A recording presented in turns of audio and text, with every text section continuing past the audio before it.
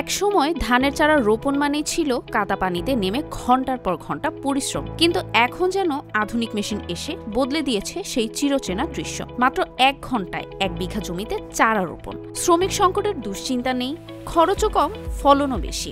ব্রাহ্মণবাড়িয়ার আখাউড়ায় প্রথমবারের মতো কৃষকের চোখের সামনে ঘটছে এই কৃষি বিপ্লব, আর সেটি দেখতে ভিড় জমিয়েছে শত শত মানুষ। হয়তো এটাই বদলে দিবে কৃষির ভবিষ্যৎ।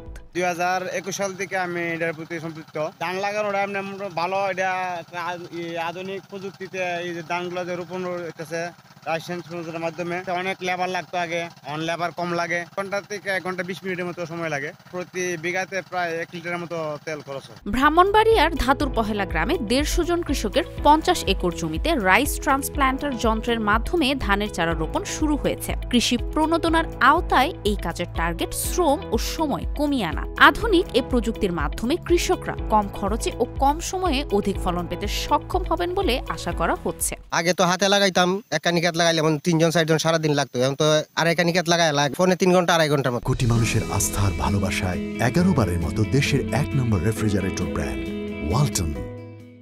কৃষি যান্ত্রিকীকরণের ফলে শ্রমিক সংকটের সমস্যা কাটিয়ে ওঠা সম্ভব বলে মনে করছেন কৃষকরা। সমলয় চাষাবাদে আধুনিক রাইস ট্রান্সপ্ল্যান্টার যন্ত্রের ব্যবহার কৃষিকাজকে সহজ ও সময় সাশ্রয়ী করে তুলছে, যা শ্রমিকের ওপর নির্ভরতা কমাবে। কৃষকদের আশা, নতুন প্রযুক্তির মাধ্যমে কম খরচে বেশি জমিতে দ্রুত চারা রোপণ করা যাবে, ফলে উৎপাদনশীলতাও বাড়বে। ধরেন বীজতলা যখন তৈরি হয়, হাতের মাধ্যমে যদি রোপণ করা হয়, সেটা দূরত্ব মেনটেন করা বা সেটাকে সুন্দরভাবে রোপণ করে যেই বিষয়টা থাকে, ওই গুচ্ছর বিষয়টা অনেকখানি হয়তো ডেভিয়েট হতে পারে, বিকজ হিউম্যান এরর তো একটা বিষয় থাকে।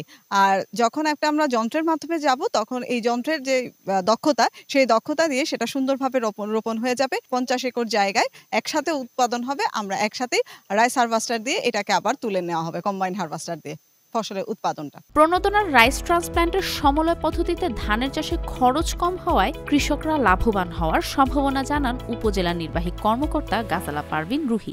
রাইস ট্রান্সপ্ল্যান্টারের মাধ্যমে চারা রোপণ করলে শ্রমিক খরচ সেটা অনেকাংশে কমে যায়, কারণ এখন লেবার খরচ হচ্ছে পার ডেতে একজন লেবারের খরচ হচ্ছে 800 টাকা। 50 একর জমিতে যে পরিমাণ লেবার লাগবে তার মূলত হচ্ছে অর্ধেকেরও আরো কম খরচে আমরা রাইস ট্রান্সপ্ল্যান্টারের মাধ্যমে চারাটা রোপণ করতে পারবো। বৃহৎ জনসংখ্যার খাদ্য মেটানোর জন্য ধানের আবাদ ও উৎপাদন বৃদ্ধি করা প্রয়োজন। সমলয় চাষাবাদের মাধ্যমে আধুনিক প্রযুক্তির প্রসার সহ বোরো ধানের উৎপাদন খরচ কমানো, শ্রমিক সংকট নিরসন ও সময় সাশ্রয় সম্ভব বলে জানান এই কৃষি কর্মকর্তা।